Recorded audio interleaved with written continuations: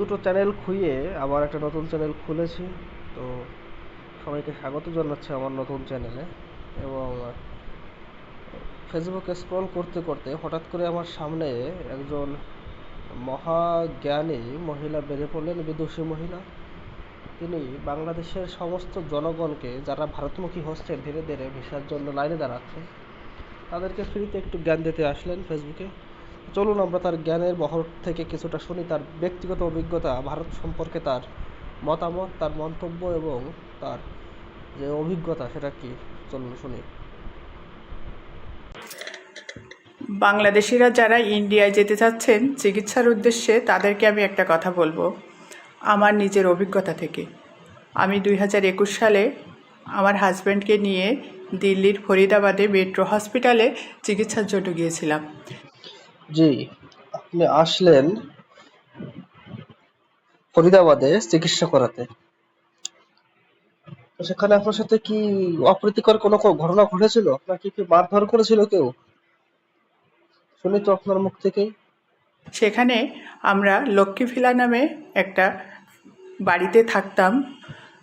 বাড়িটা ছিল 2 রুমের আর রান্নাঘর আর একটু ড্রয়িং ডাইনিং। ইন্ডিয়ান 40,000 রুপি ভাড়া নিত। বলেন কি, 40,000 টাকা ভাড়া নিত? দিল্লি আশেপাশে ভাড়াটা একটু বেশি, কিন্তু 2 BHK ফ্ল্যাটের এত ভাড়া হয় না। 15-20 হাজার টাকা ঠিক আছে। আপনি কি কোনো দালাল ধরেছিলেন যে এত টাকা ভাড়া নিল? আপনি যদি সরাসরি কোনো বাড়ি ভাড়া নিতেন তাহলে এত টাকা হতেই পারে না ভাড়া। 15-20 হাজার টাকা, সর্বোচ্চ 15-20 হাজার, তার বেশি হবেই না। আপনার কি স্ট্যাম্প পেপার করেননি? ওখানে কোনো লিখিত পরিত করেননি? নাকি দালালের ফাঁপড়ে পড়েছিলেন যে কারণে 40,000 টাকা গুনতে হয়েছে? নাকি অন্য কিছু ঘটেছে আপনাদের সাথে? ঠিক বলুন তো। আমরা একদিন ডায়ালাইসিসে গেছি, আমার ভাসুর, আমি আর আমার হাজব্যান্ড। এসে দেখি বাড়ির তালা দিয়েই গেছি, এসে দেখি দরজা ভাঙ্গা, কিছু মিস্ত্রি কাজ করছে, ওয়াল ভাঙছে। আমরা তো অবাক, দেখি যে আমরা তো তালা দিয়েই গেছি, কারা ঢুকছে। তো বাড়িওয়ালারে জানানো হলো, বাড়িওয়ালার ছেলেকে বলা হলো, তারা কোনো কথার কোনো উত্তর দিল না। আমার ভাসুরও জিজ্ঞেস করলো, আমার হাজব্যান্ড কোনো কথার কোনো উত্তর দিল না। তারা তাদের মতো কাজ করে যাচ্ছে। পরে আমরা শুনতে পেলাম যে ওই ফ্ল্যাটটারে আবার আরেকজনকে ভাড়া দেবে, তাই অর্ধেক করছে, কিন্তু আমাদের কিন্তু জানায়নি তারা। এটা হতেই পারে না। একটা 2 BHK ফ্ল্যাটকে কোনোভাবে অর্ধেক করা যায় না, সম্ভবই না। মন গড়ন্ত কথা বলছেন আপনারা। একটা ঘরের কিভাবে টু বিএইচকে ফ্ল্যাটকে ভাঙতে পারে? রান্নাঘরটা বা টয়লেট লেট্রিনটা কোন দিকে রাখবে? বাথরুমটা কোন দিকে রাখবে? একদিকে রান্নাঘর পড়বে, একদিকে বাথরুম পড়বে। কি ধরেই নিলাম যুক্তি খাতিরে মাঝ বরাবর দেয়াল দিয়ে দিল, দুটো রুম আলাদা করে দিল, পালঘরটা দুভাগে ভাগ হয়ে গেল। কিন্তু কেউ ঘরের মধ্যে যেখানে ভাড়াটিয়া রয়েছে সেখানে এভাবে তো করা সম্ভব না। ঘরের পরিবেশ নষ্ট, আর আপনি বলছেন এখানে এসে বললেই হবে কিছু একটা। মিথ্যে ততটা বলবেন যতটা বললে ধরা খাবেন না, ধরা পড়ার ভয় নেই। মাত্রাতিরিক্ত মিথ্যা বললে সমস্যাটাই ফাঁস হয়ে যায়। তারপর বলুন। একবারও জানায়নি। তারপরে আমরা অনেক অভিযোগ করলাম, আমাদের এজেন্টকে জানালাম, আশেপাশে অনেক বাঙালিরা ছিল, তারাও প্রতিবাদ করলো, কিন্তু কোনো কাজ হলো না। আমরা ওই নিরাপত্তাহীনতায় ওই দিনটা ওখানেই কাটালাম। এবার বুঝলাম যে আপনি আপনার এজেন্টের শরণাপন্ন হয়েছিলেন। তো আপনি তো খাবেন মারা, পেছনটা তো মারবেই আপনাকে এজেন্টরা। যখন আপনি ঘর ভাড়া নেবেন তখন আপনি এজেন্টের দ্বারস্থ হলে এজেন্টের একটা বিষয় আছে, এজেন্ট তো খাবেই টাকা। তো সব জায়গায়, শুধু ভারতে না, পৃথিবীর সমস্ত দেশে এজেন্ট থাকে যারা পয়সা খাওয়ার জন্য বসে থাকে। সেটা তো আপনার বলে আপনি 40,000 টাকা ভাড়া বলেছেন। আপনি যখন ঘর ভাড়া নিয়েছেন তখন আপনাদের লিখিত করার দরকার ছিল। এক দেশ থেকে আরেক দেশে এসে যখন মানুষ ঘর ভাড়া নেয় তখন পাসপোর্ট নাম্বার সহ 20 টাকা, 50 টাকা কিংবা 100 টাকার স্ট্যাম্প পেপারে লিখিত করে রাখতে হয়। সেটুকু কি আর আপনাদের ছিল না? এতটুকু বোঝার ক্ষমতা আপনাদের নেই? এই বোধ শক্তি যদি না থাকে তাহলে আপনি কিসের ক্যামেরার সামনে এসে প্রতিবাদ করছেন, কিসের কিসের কথা বলছেন? আপনি যখন থাকবেন সেখানে 1 মাস, আপনি তো হোটেলে থাকছেন না, 1 নাইট স্টে, 2 নাইট স্টে, এমনটা তো নয়। আপনি থাকবেন ওখানে 1 মাস কিংবা 2 মাস, তাহলে আপনাকে তো এটা স্ট্যাম্প পেপারে লিখিত করতে হবে। সেখানে স্পষ্ট নির্দেশ থাকে যে যে মালিক যদি ঘরে ঢুকতে চায় তাহলে 24 ঘন্টা আগে আপনাকে নোটিশ করতে হবে যে আমি কালকে আসবো আপনার ঘরে। যদি আপনি অনুমতি দিন তাহলে মালিক আপনার ঘরে ঢুকবে, তা না হলে দরজার বাইরে থেকে বেরিয়ে যাবে কথা বলে প্রয়োজনীয় কাজ সেরে। আপনারা লেখাননি, ভাব করে দেখাচ্ছেন খুব শিক্ষিত, কিন্তু কাজ তো করেছেন অশিক্ষিতের মতো। আর আপনার ঘরের দরজা ভেঙে ঘরের দেওয়াল গাছানো শুরু করে দিল। মানুষ অনেক বোকাচোদা মনে করেন মানুষদের, যে মালিক তার ঘরের দরজা ভেঙে ঘরের মাঝখানে কাজ শুরু করে দেবে রাজমিস্ত্রি এনে। মিথ্যে কথা বলার জায়গা পান না। আসলে আপনাদের বলেও লাভ নেই, আপনারা তো নির্লজ্জ বেহায়া। এই যে আপনি মুখ দেখাচ্ছেন, এটা ইসলাম বিরোধী। আবার সেই একই ইসলামের দোহাই দিয়ে আপনি হিন্দুদেরকে ভারতকে ঘৃণা করেন। আপনি এসেছিলেন আপনার স্বামীকে নিয়ে ভারতের চিকিৎসা করাতে, চিকিৎসা করিয়েছেন, কিন্তু ফিরে গিয়ে সেই বিষোদ্গার করছেন হিন্দুদের। কারণ আপনাদেরকে এটাই শিক্ষা দিচ্ছে আপনার ধর্ম। আপনি যে বিশ্বাসে আপনার নামাজ পড়েন 5 বার, যে বিশ্বাসে মাথায় হিজাব পরেছেন, নিকাব করেছেন, সেই বিশ্বাসে আপনি হিন্দুদেরকে ঘৃণা করেন। কারণ এই ঘৃণাটা আপনাকে শিখিয়েছে কোথায়? সূরা আল মাইদা 91 নম্বর আয়াতে বলেছে অমুসলিমদের সাথে বন্ধুত্ব রাখা যাবে না, সখ্যতা রাখা যাবে না। সূরা আল ইমরান একই কথা বলছে। কিংবা সেই বিখ্যাত সূরা বাইনা 6 নম্বর আয়াত, যেখানে বলা হচ্ছে সমস্ত অমুসলিমরা নিকৃষ্ট প্রাণীর থেকেও অধম। সেই শিক্ষা নিয়ে আপনারা ভারতের বিরুদ্ধে, হিন্দুদের বিরুদ্ধে বিষোদ্গার করছেন। রাজনৈতিক টানাপোড়েনে বিগত 2 বছর ধরে ভারতীয় ভিসা বন্ধ ছিল, যে কারণে আমরা দেখেছি বাংলাদেশিদের হাহাকার। সবসময় দেখতাম অনলাইনে, যখনই দেখতাম তখন বলতো কবে ভিসা চালু হবে। মানুষ একটা খোঁজ নিত যে ভিসা চালু হবে কখন। ভিসা চালু করলো 28 তারিখ থেকে। প্রথম দিনেই 1,13,000+ আবেদন জমা পড়েছে, ভিসা আবেদন। কেন? আপনারা বুঝতে পারেন না যে আপনাদের অক্ষমতা কোথায়? আপনারা নিজেদের দোষটা, নিজেদের দুর্বলতাটা দেখবেন না, শুধু পরের দোষ দেখবেন, কিংবা পরের উপর বিষাদ করবেন, মিথ্যা আরোপ লাগাবেন। এটা কখনোই সম্ভব না। ভারতীয় কিন্তু এটা কখনোই বলে না যে কারোর উপরে ভারতীয় থাকলে ভাড়াটিয়ার ঘরে উঁকি মারা পর্যন্ত নিষেধ। আর সেখানে আপনার ঘরের তালা ভেঙে আপনি ঢুকে যাবে তারা, আপনি পুলিশ কমপ্লেন কেন করেননি? আপনার তো রাইট ছিল ওখানে পুলিশ কমপ্লেন করা, তাহলে আপনি ওখান থেকে 40,000 টাকা না শুধু, আপনি তাদের কাছ থেকে আরো উল্টে জরিমানা পেতেন লক্ষাধিক টাকা। আপনি কি জানেন এই নিয়মটা আছে?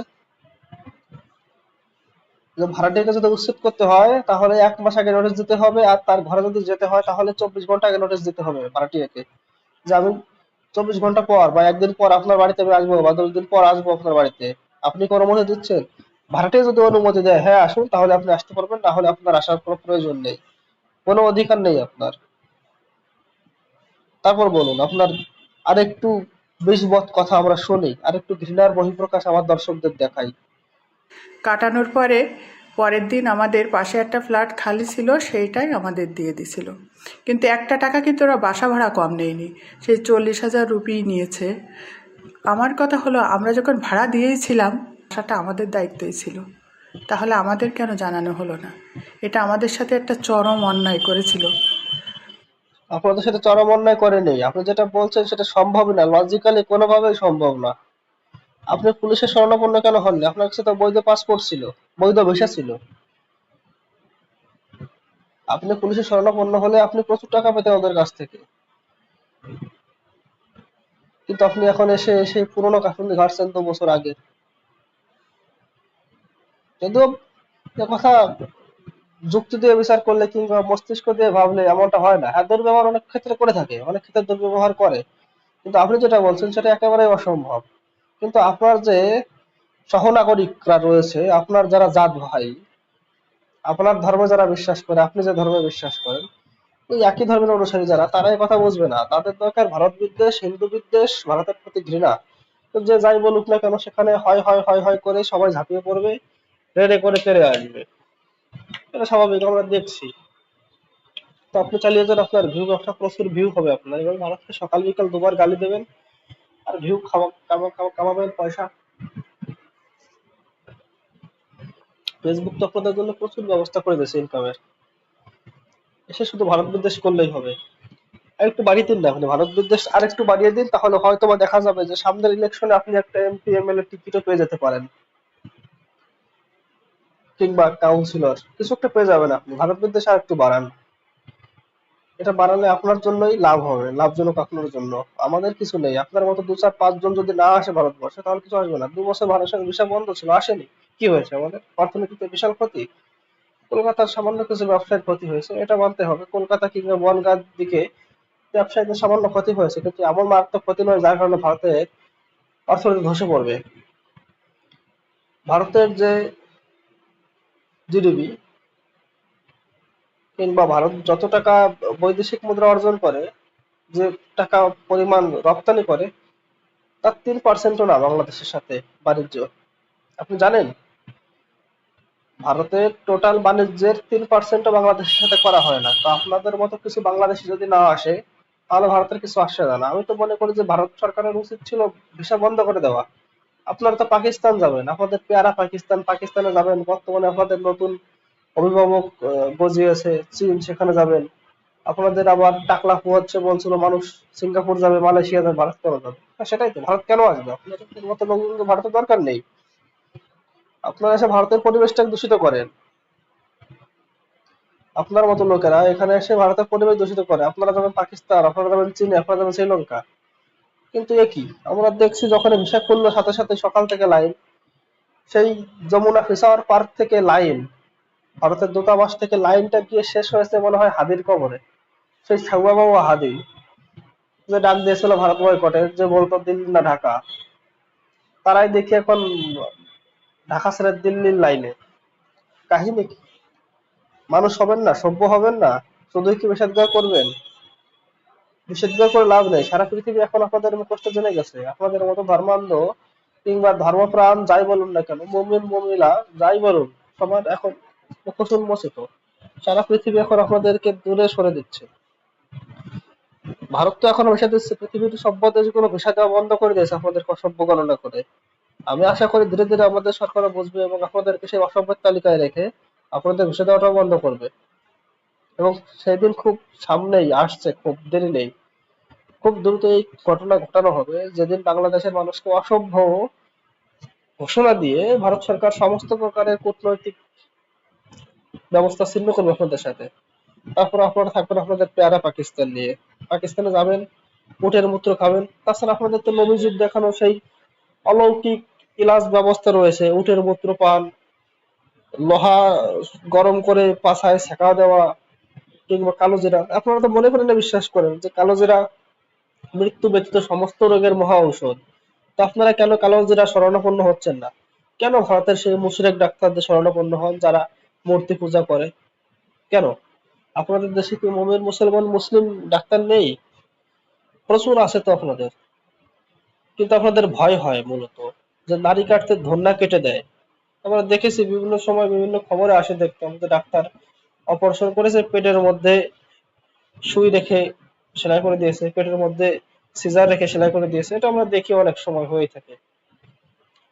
হাতের অপারেশন করতে হাত বিকল করে দিয়েছে, লিগামেন্ট কেটে দিয়েছে। এটা অহরহ হয় এবং খবরেও আসে। আপনারা সেই ভয়ে ভারতে আসেন। মূলত আপনারা ভারতকে ভালোবাসেন না, ভারতকে ঘৃণা করেন। যে কোনো প্রকারে, যেন কোনো প্রকারে ভারতকে নিচে দেখাতে হবে, ভারতের প্রতি বিদ্বেষ ছড়াতে হবে, তাহলে আপনার ভিউ ব্যবসা হবে, আপনার ইমান আরো পাকাপোক্ত হবে, আপনার জন্য স্বর্গের মানে আপনাদের জান্নাতের টিকিট কনফার্ম হয়ে যাবে। কিন্তু আপনি জান্নাতে গিয়ে কি করবেন সেটাও একটা প্রশ্ন। জান্নাতে মহিলাদের জন্য সুযোগ সুবিধা নেই, শুধু হুরের সর্দার নেই, মানে বেশ্যার দালাল তৈরি করা ছাড়া। জান্নাতে একটা বেশ্যালয়, সেখানে আপনি হবেন সেই বেশ্যাদের সর্দার।